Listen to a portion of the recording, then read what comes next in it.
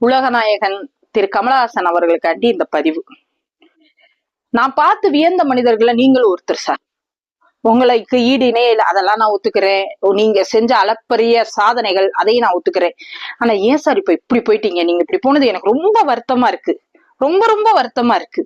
நான் இனிமே உங்களை கமலஹாசன் சார் கூப்பிட போறதில்ல. நீங்க மலஹாசன். ஏன்னா அறிவாலய கக்குசின் அடப்படைப்பவர் நீங்க. நீங்க இப்ப சமீபமா பவள விழா பாப்பாவுக்கு ஒரு பிறந்தநாள் விழா நடந்துச்சுல, அதுல என்ன சொன்னீங்க சார்? நான் ஏன் இங்கு சேர்ந்தேன் தெரியுமா? என் தேர்தல் அறிக்கை அனைத்தையும் இவர்கள் நிறைவேற்றி விட்டார்கள், அதனால் நான் இங்கு வந்து சேர்ந்தேன். ஒரு உருட்டு நீங்க பாருங்க.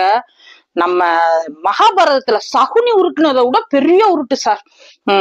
என்ன சார் உங்க தேர்தல் அறிக்கை? எப்படி ஆத்து மணல் அள்ளி கொள்ளையடிச்சு அதுல பணம் சேர்க்கறது, கல் குவாரிகளை பூரா மலைய பூரா கேக்க வெட்டுறாங்க பாருங்க, அந்த மாதிரி கேக்கு வெட்டுற மாதிரி வெட்டி வெட்டி வெட்டி வெட்டி வெட்டி கொள்ளையடிச்சிருக்காங்களே அது. அப்புறம் இந்த பிள்ளைகளை பூரா எங்க அதாவது தப்பு செய்யறவன் பூரா திமுக காரனா இல்ல திமுக காரன் பூரா தப்பு செய்யறானான்னு தெரியல. எங்கெங்க தப்பு நடக்குதோ அங்க பூரா திமுக காரங்க சார். அது உங்க தேர்தல் அறிக்கையில இருக்கா சார்?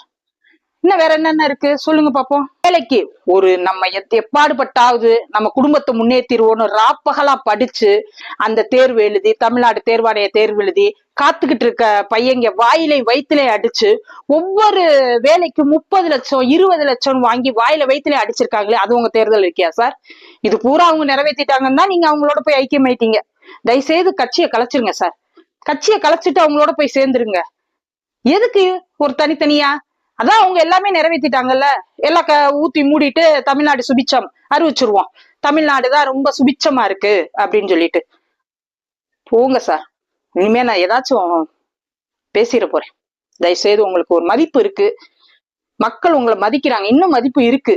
நீங்க பேச்சனாச்சும் தயவுசெய்து நீங்க அங்க போய் சேர்ந்தது கூட விடுங்க. ஆனா போய் சொம்படிக்கிறீங்கல்ல, அதை கொஞ்சம் குறைச்சுக்கோங்க சார் ப்ளீஸ்.